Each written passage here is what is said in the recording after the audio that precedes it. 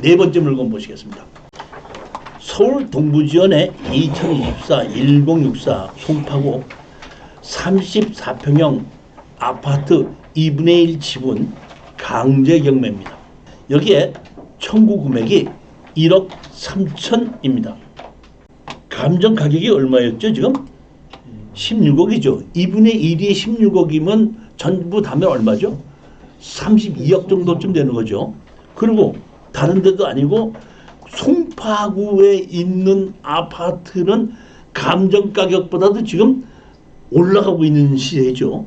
지금 강남 서초구나 강남구나 송파구는 지금 아파트 가격이 하락하지 않고 상승세를 타고 있지 않습니까? 거기에 강제 경매로 얼마로? 1억 3천이 경매 2분의 1 지분이 경매가 진행되는데 다른 사람이 세들어 사는 사람이 아니라 부부가 살고 있는데 얼마짜리 아파트? 30억짜리 아파트에 부부만 살고 있는데 그런 정도의 경제적 능력이 있는 사람이 1억 3천 때문에 이 아파트를 포기하겠느냐 이런 뜻입니다.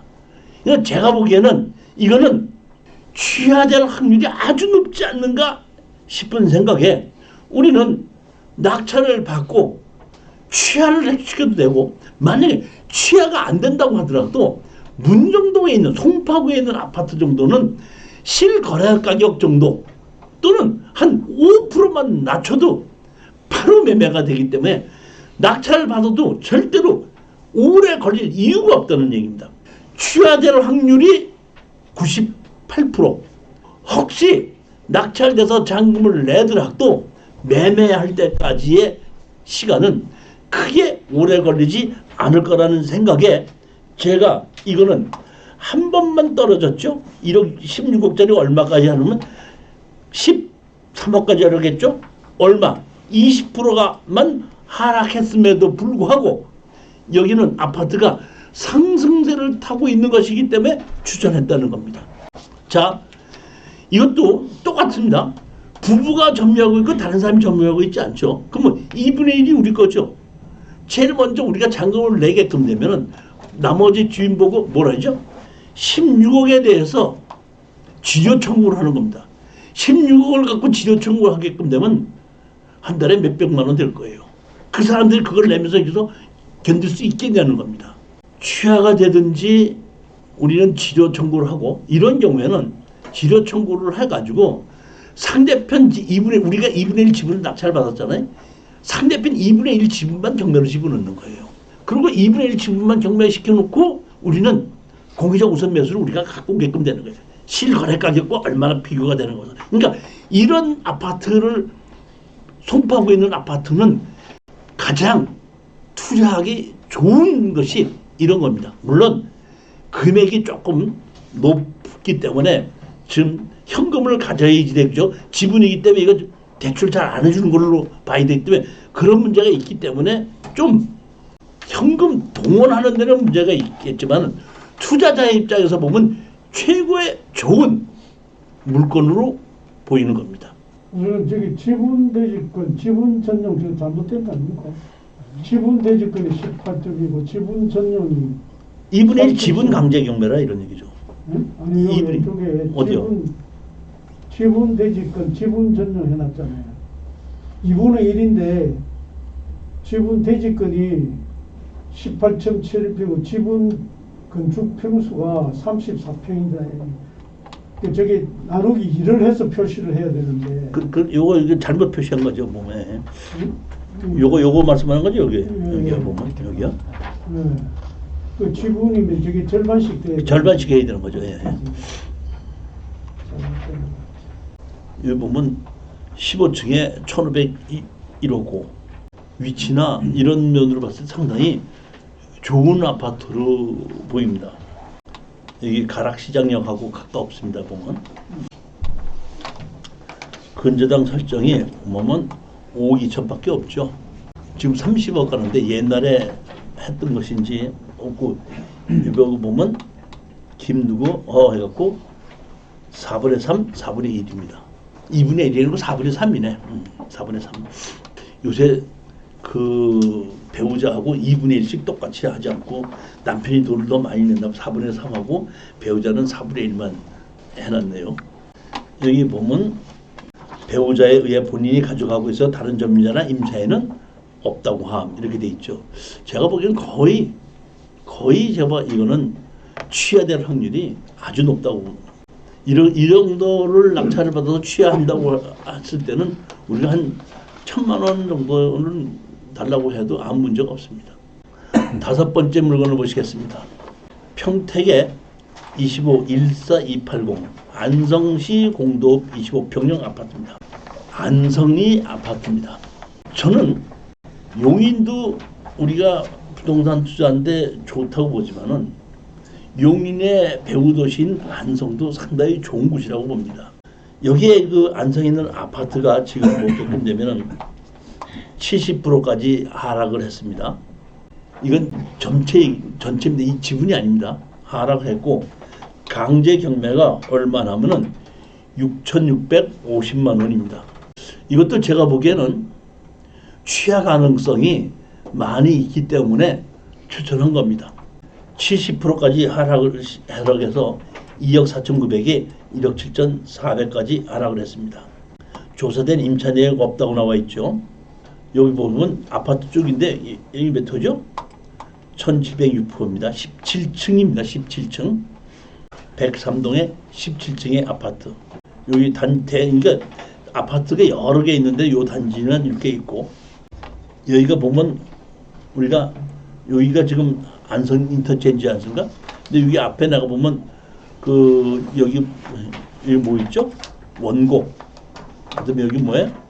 양성 이쪽에 그 반도체 있는 쪽에 들어서기 때문에 여기에 배후도시로 제가 보기에는 안성도 상당히 좋은 곳이라고 판단하고 더더군다나 지금 그 포천에서부터 세종시까지의 고속도로가 새로 생기는 곳이 지금 안성에까지 지금 진행이 되어 있기 때문에 서울시로도 진입하는 것도 상당히 좋기 때문에 그다음에 용인하고 가깝기 때문에 용인 근처에 있는 그 아파트보다는 조금 떨어져서 좀 가격이 하락한 안성에 있고 안성에 제가 보면 공장이나 창고 부지 같은 경우에도 가격이 하락하게끔 되면 제가 나오기만 하면은 추천을 하고 있는 그러한 곳입니다. 권리 분석을 보면은 여기 보면 교보생명에서 1억 8,800 있고 돼 있는데 그 다음에 서서천 농협에서 이렇게 돼 있는데 누구 개인이 강제 경매로 신청한 겁니다. 채무자 겸 소유자 1인이 등재돼 있음. 여섯 번째 물건 보시겠습니다. 성남지원 24-67448 광주시 해독동에 창고가 960평이고 건물이 382.96평에 강제 경매 청구 금액이 얼마죠? 29억. 보증금이 5,500만 원에 월 차임금이 5,700만 원입니다. 570. 열심히 창고로 돼 있죠. 여기 보면 감정 가격이 46억인데 얼마까지 하락을 했냐면 22억까지 하락했는데 토지의 감정 가격만 41억이에요. 이건 조금 이 41억의 감정가는 41억이 되지만 실질적으로는 매매하려고 하면 이 가격은 안 될 수가 있긴 있습니다. 원래 이런 땅을 투자하는 것이 맞는데 여기에 보게끔 되면은 주변에 이 창고 주변에 다세대가 다 지어져 있습니다. 그러니까 이 창고 가격이 다세대를 짓는 가격으로 감정이 되는 건데 제가 보기에는 여기에 지금 원래는 오랫동안 창고를 지내면서 땅 가격이 올라가다가 다세대를 지어서 팔고 빠져나와야 되는데 시기를 놓쳤단 말이에요. 그러다 보니까 지금 여기 광주 해독동이라도 다세대를 지어도 분양이 잘 안 돼요. 그렇기 때문에 꼭 그렇게 볼 건 없지만 여기가 창고 용지는 최고 좋습니다. 해독동에서 원래 높은 산을 하나 넣으면은 그 성남이거든요. 근데 제가 가끔 가다가 눈이 오거나 뭐 할 때는 그쪽으로 돌아서 오거나 이게 막힐 때는 돌아와서 오고 했었는데 이쪽에 지금 굴이 뚫려가지고 고개를 넘자고 굴로 지금 바로 성남으로 들어가요. 지금 이 회덕동에서. 그래서 가깝게 만들어졌는데 감정 가격은 다세대 가격으로 감정이 됐는데 지금 제가 보면 이거를 낙찰을 받아서 창고를 허물고 다세대를 진다고 했을 때 제가 분양은 안 될 거기 때문에 이 가격 정도까지 되지는 않을 것이다를 보는 겁니다. 원래는 그 옆에하고 같이 아파트를 지으면 맞는 거예요. 근데 아파트 짓기는 지금 이 평수가 작습니다. 그렇지만 이런 정도로 우리가 낙찰을 받고 대출 일부 받고 새가 아주 잘 나갈 수 있는 창고로서는 최고로 새가 잘 나갈 수 있는 그러한 위치에 있습니다. 여기 보면 창고 시설을 보면 하나 둘 세 개가 돼 있죠 이렇게. 근데 사실은 보면 이렇게 하나 둘 세 개가 돼 있습니다 이렇게. 요 땅이죠. 여기 보시면 이렇게 요것만 창고고 나머지 전부 다 빌라예요. 연립이에요 보면. 그렇기 때문에 이 창고 가격도 그 연립진 빌라를 진 가격으로 감정이 됐기 때문에 된 건데 원래가 투자할 때는 이렇게 주변에 들어서지 않을 때 이런 거를 낙찰을 받아서 공장이나 창고를 지고 몇 년 지나다 보면 주변의 환경이 주거지역으로 들어서기 시작하면 얼른 창고 던지고 빌라 지어서 파는 거예요. 그리고 빠져나오는 거예요. 원래는. 근데 제가 보기엔 이 사람이 그냥 월세가 많이 들어오다 보니까 그거를 던지지 않고 그대로 버티다 보니까 빌라를 지을 수 있는 기회를 놓친 게 아닌가 지금 싶은 생각이 들어요. 용도 지역은 계획관리지역이고 용도는 창고 용지로 되어 있습니다. 여기 보시면 이게 광주시청이 여기 있고 여기 있는데 여기서부터 이 도로를 넘어가면 이게 보면은 여기가 이제 성남인데 여기에 이게 높은 산이 있는데 이 산에 지금 굴이 뚫렸습니다. 굴이 뚫려갖고 바로 지나갑니다. 그러니까 가끔 가다 제가 우리 집에 올 때도 이쪽으로 굴로 해서 이렇게 넘어온 경우도 많이 있습니다. 지금은. 예전에는 이 고개를 하나가 얼마나 높게 올라가야 되는지 안 다녀서 이제 굴이 뚫렸기 때문에 잘 다니고 있습니다. 그렇기 때문에 여기에 공장 창고로 임대 주고 하기는 아주 서울하고 가깝기 때문에 아주 좋은 곳으로 되어 있습니다. 이렇게 창고가 세 동이 지어져 있고 실내 보면 이렇게 1층, 2층으로 해서 물건 쌓아두게끔 만들어둔 것 같아요. 권리 분석을 보시게끔 되면은 여기 얼마로 되어 있죠?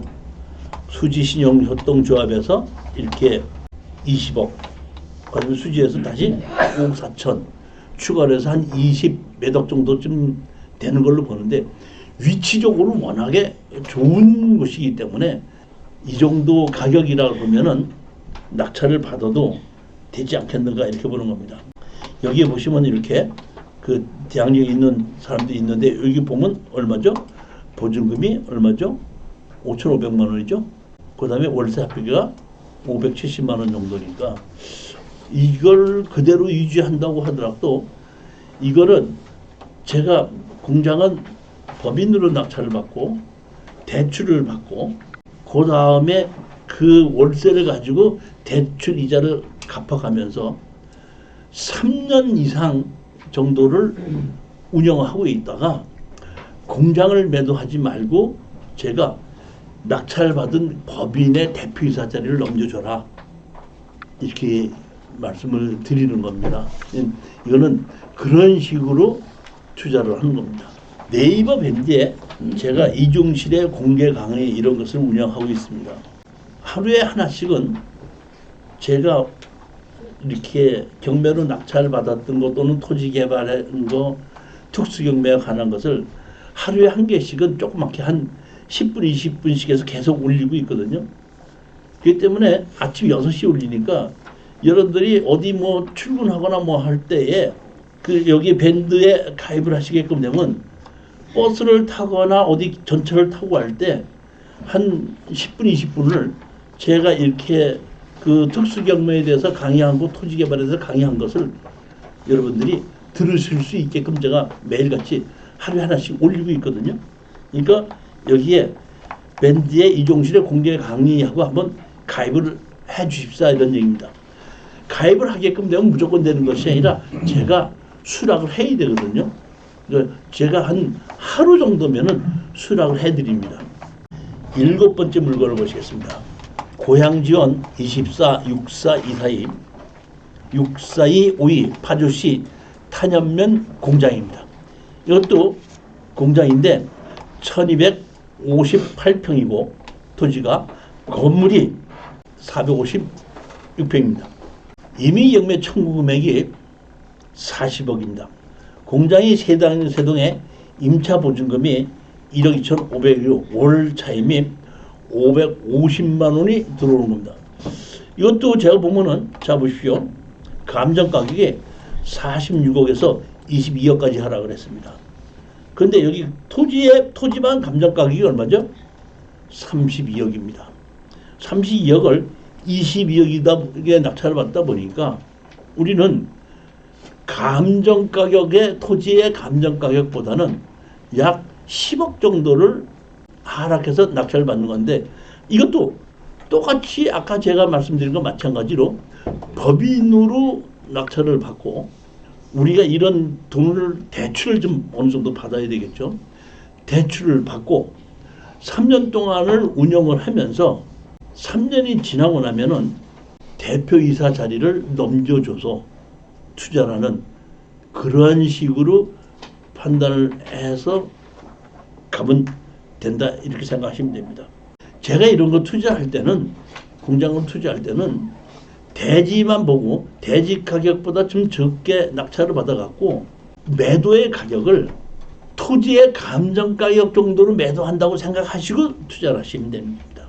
그래서 그렇게 판단하시고 입찰에 들어가셔서 낙찰을 받게끔 됐을 때 수익이 생긴다는 얘기입니다. 절대로 이 공장도 아무리 건물이 좋다고 하더라도 지르거나 욕심을 내지 마시기 바랍니다.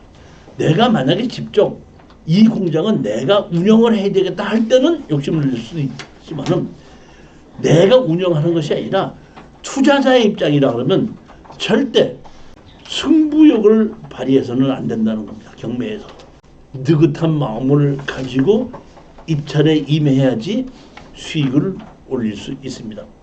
여기 보시면 1층, 2층, 2층 해갖고 여기에 보면 건물이 있고 공장 해갖고 3개가 있습니다.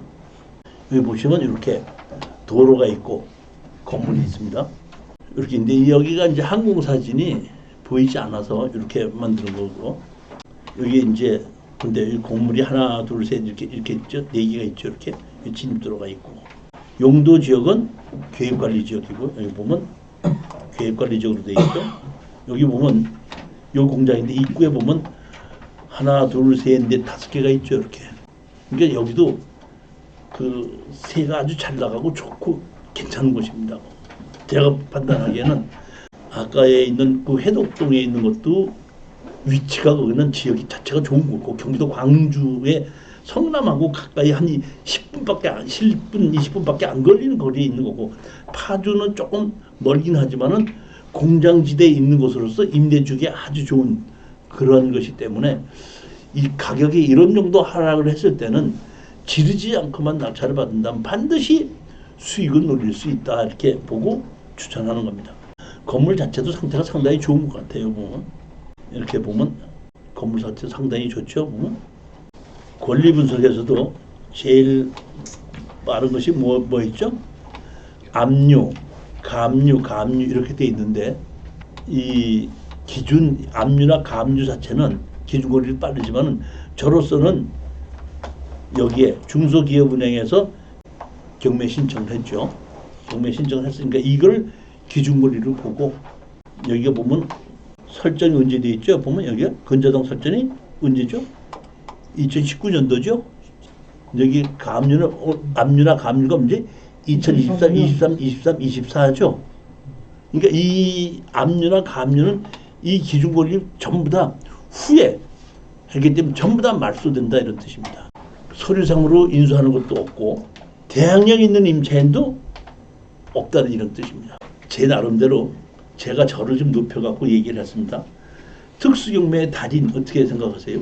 특수경매 달인이라고 제가 내 스스로 이제 얘기를 하는데 이건 뭐냐면 매월 둘째, 넷째 금요일 날 제가 추천 물건 강의한다 그랬지 않습니까? 이번 1월 23일 날에는 무료로 누구든지 오셔서 강의를 들을 수 있게끔 오픈 강의한다 이런 뜻입니다. 제가 이곳에서 이런 강의를 이렇게 하겠다는 것을 광고를 하기 위한 강의이기 때문에 여러분 주변에 특수경매에 관심 있으신 분들에게 그날 무료로 강의한다니까 한번 와보라 이렇게 미리 얘기를 해주시고 광고를 좀 해주십사 하는 마음에서 오늘 알려드리는데, 자 1월 17일 날에는 토지개발 특강, 1월 23일 날에는 특수경매 무료 공개 강의, 2월 7일에는 도로 특강 중 소송으로 해결했던 사례, 이렇게 해서 강의가 진행되고 23일 날에는 무료로 하고 17일과 2월 7일에는 교재 포함해서 5시간씩 강의하는 것을 5만 원을 받고 있다 이렇게 아시면 됩니다. 자 10분만 쉬도록 하겠습니다.